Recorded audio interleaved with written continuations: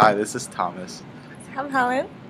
For the fall semester of 2012, our class, Asian American Studies 294, which is Resources for Vietnamese American Studies, taught by Professor Landau, undertook a research project.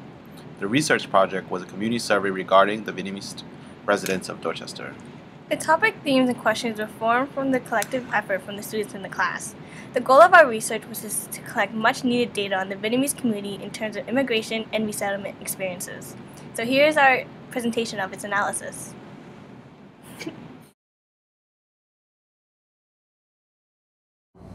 Among the questions that we asked in the demographic section were your age, your ethnicity within the people that live in Vietnam, and your religious distribution.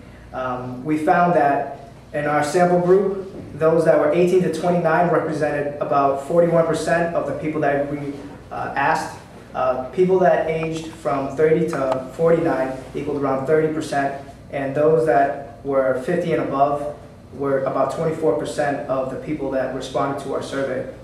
91% of the people that we asked in our survey identified as Viet Kinh, and among the 9% that was left, 5% said they were ethnically Chinese from Vietnam, and 2% said they were multiracial from Vietnam, and the last 2% were other ethnic minorities from Vietnam.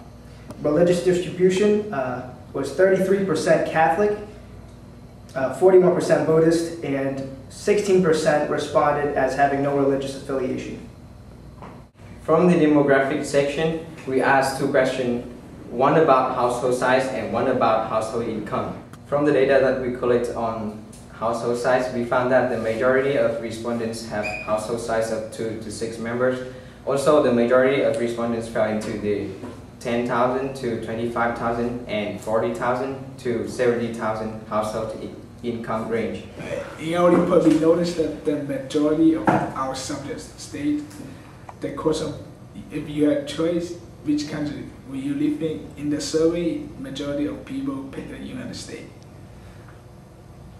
In our report, we noticed that the majority of people, if your choice, which country will you live in the survey, but majority of people pick the United States.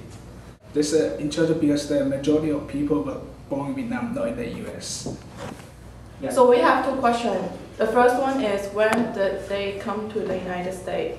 During from 1987 to 1992 has the highest ranking rate. The second question is how old were they when they arrived in the United States? Most of them are around age of 18 to 25 and 25 to older. Questions we asked were about the proficiency and fluency of our interviewees' language abilities. The 4 questions asked were their ability to speak Vietnamese, write Vietnamese, speak English, write English. Some overall trends that we have seen was that the spoken ability was across the board better than the written ability. Another trend that we saw that we have an increased number of responses citing Vietnamese proficiency over English proficiency. Given our data earlier that our interviewees came in to the US at an older age, it may be possible that perhaps they learned Vietnamese and are having more difficulty in English since they had to learn it at an older age. In trying to find our interviewees, we try to find an even distribution of age amongst our interviewees to get a better understanding of the Vietnamese community as a whole. Our data showed 52 responses between the age group 18 to 29, 40 responses between 30 and 49, 32 responses between 50 and 65, and 5 responses for 65 plus. We also asked our interviewees where they were born, and an overwhelming responses showed that our interviewees were born in Vietnam. From the immigration experiences section of our survey, 2 questions that were asked were, what reasons did the respondents have for leaving Vietnam? And the other question was, have they visited Vietnam since coming to the US?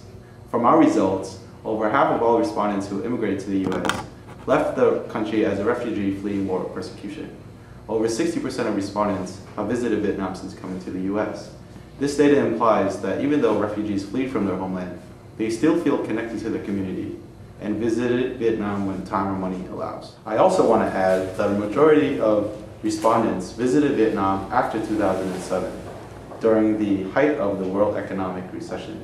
This implies that there is a strong connection to family even though they are going through bad economic times.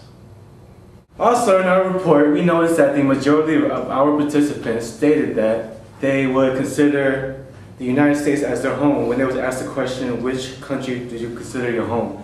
And the other choice was the United States versus Vietnam.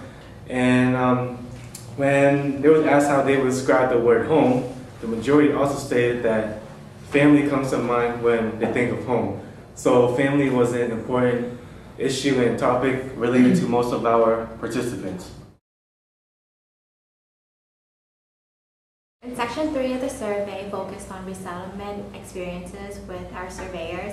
So the question asked whether or not English or Vietnamese has affected their relationship with their children or parents. Our survey suggests that the spoken language of English has an effect on the relationship with parents and children, and or no effect with parents and their children. From the resettlement experience portion of the community survey, one of the questions asked was, do you feel safe in Dorchester? Most respondents said yes, but about 25 respondents replied either no or only during the day.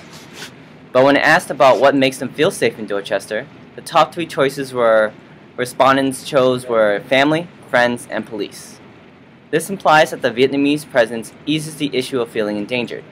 We also found that a large number of respondents found the language barrier to be a major issue in their lives. Language barrier affects communication from within and outside the family and cultural relations to people outside of the home because safety was a major concern in the results of our survey, and the language barrier was also a major issue that residents face. These findings imply that there was maybe distrust or miscommunication issues between Vietnamese people and people of other backgrounds in other areas.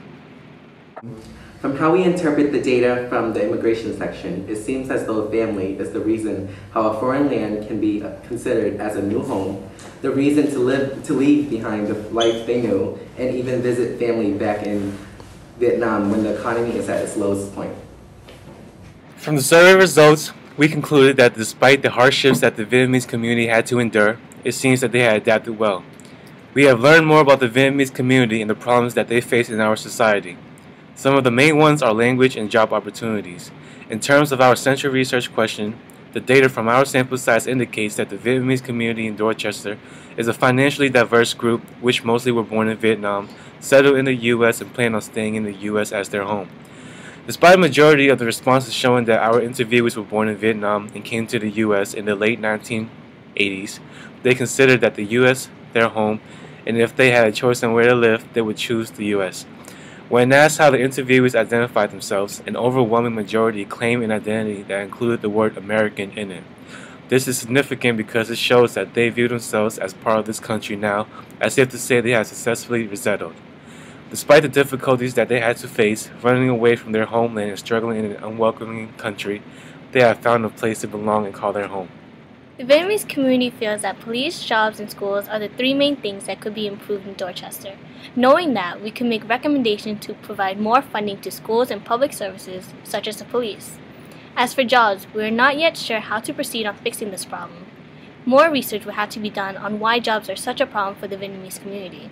It is important to continue collecting information and research like this, so we can identify the problems within our community and find answers to them. With that said, if future research were to be done on the Vietnamese community, we could recommend planning a better recruitment strategy with the intention to encourage participation.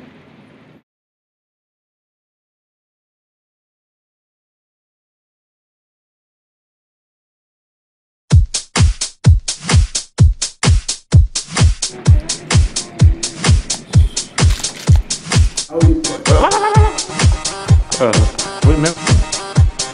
From the resettlement...